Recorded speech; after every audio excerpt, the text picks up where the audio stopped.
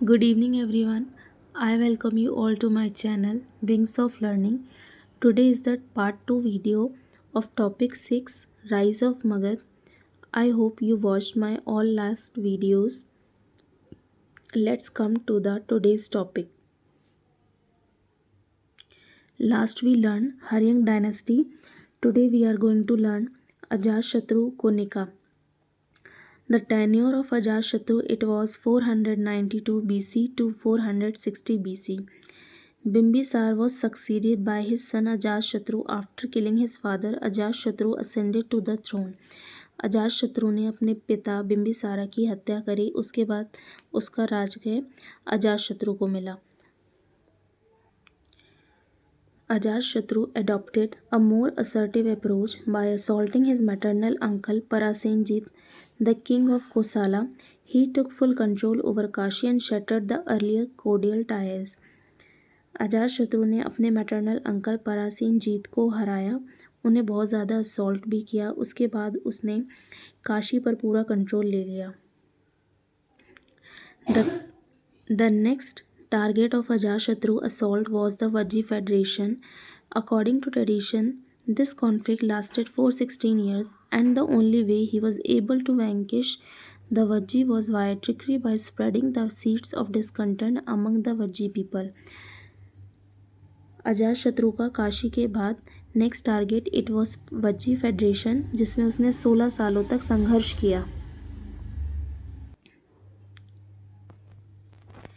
The three things who played important role to defeat the Vajji, Sunidha and Vatsakara, Ajatashatru's diplomatic ministers who sowed the seed of discord amongst Vajjis, Ratha Musala, a kind of chariot to which a mace was attached, Mahashila Kantak war engine which catapulted big stone. जब अजातशत्रु ने सोचा कि trick के द्वारा वो वज्जी पर control करे, तब फिर इन तीनों लोगों ने उसकी हेल्प करी। By acquiring Kashi and Vishali, the capital of Vajji, Magad became the dominant territorial force in the Ganges Valley.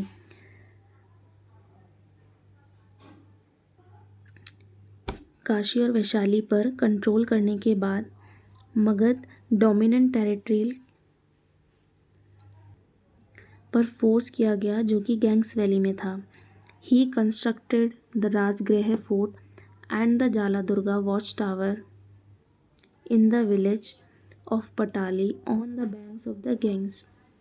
Ajatashatru ने राजगृह फोर्ट और जाला दुर्गा वॉच टावर की स्थापना करी पटाली विलेज में, जो कि गंगा नदी के पास था। Next we are going to learn about Ujjain. Last we learn Haryanka dynasty, then today we are learn Ajatashatru, and now we are going to learn Ujjain. The tenure of Ujjain it was 460 BC to 440 BC. Ajatshatu was succeeded by his son Udayan. His reign is significant because he moved the capital from Rajgriha to Patliputra and built the city of Patliputra at the meeting point of the Sun and Ganges rivers. Udayan को importance इसलिए मानी जाती है क्योंकि उदयन ने राजगृह से change करके Pataliputra capital बनाई थी। Anuruddha, Munda and Naga Dasak, all of whom were incapable of leading, succeeded Udayan. बाकी ये जितने भी नाम थे सारे इनकैपेबल थे उस डायनेस्टी को लीड करने के लिए। Next dynasty is Shishunaga dynasty. Tenure was 412 to 344 BC. Nag Dasak was unworthy to rule, so the people got disgusted and elected Shishunaga as the king. जब लोगों के पास कोई ऑप्शन नहीं था उदयन के बाद, तो उन्होंने शिशुनाग डायनेस्टी को सिलेक्ट किया। The minister of the last king, the most important achievement of Shishunaga was the destruction of the Pradyota dynasty of Avanti. सबसे अच्छी अचीवमेंट अवंती पर कैप्चर करना था। As a result the conflict between Magadha and Avanti which had lasted 100 years. Magadha और अवंती के बीच लगभग 100 सालों तक संघर्ष बना रहा। was put to a stop. Avanti was afterwards included into the Magad dynasty.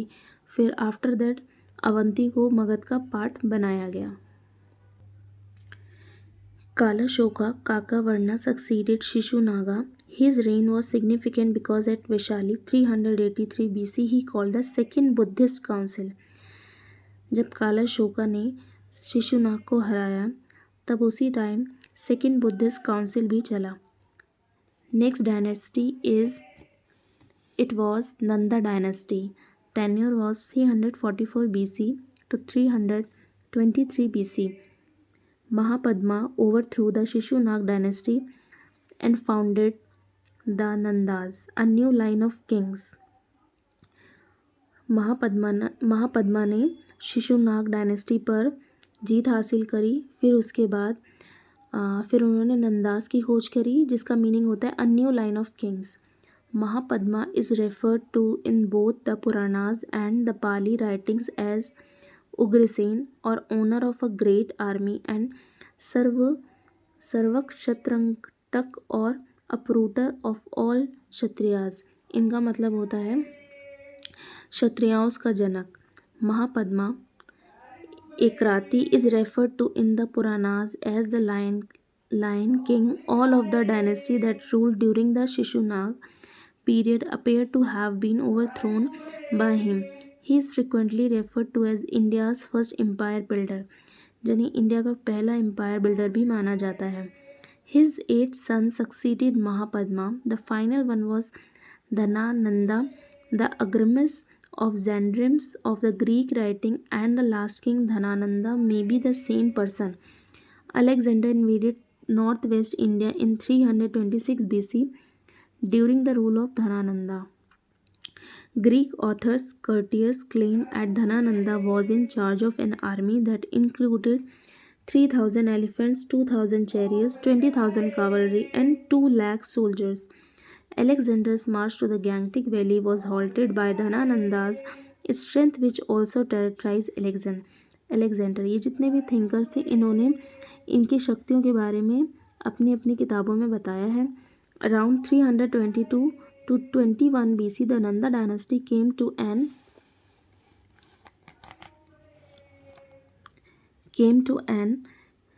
end and Chandragupta Maurya established the Maurya dynasty. फिर Nanda dynasty के बाद मौर्य डायनेस्टी की शुरुआत हुई। Foreign इन्वेशंस। Iranian invasion. There was invasion 518 BC. Macedonian invasion, Alexander's invasion 326 BC. In 326 BC, Alexander invaded India.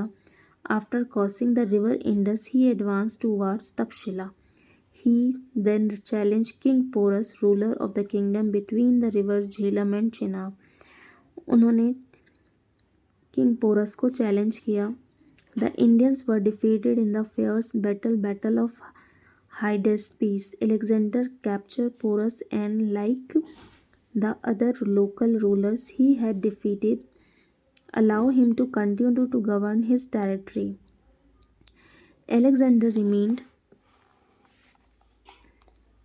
in India for 19 months, 326 to 325 BC, which were full of fighting. In July 325 BC, Alexander and his army returned westward for home. He reached Babylon in 323 BC and died at the age of 33 years.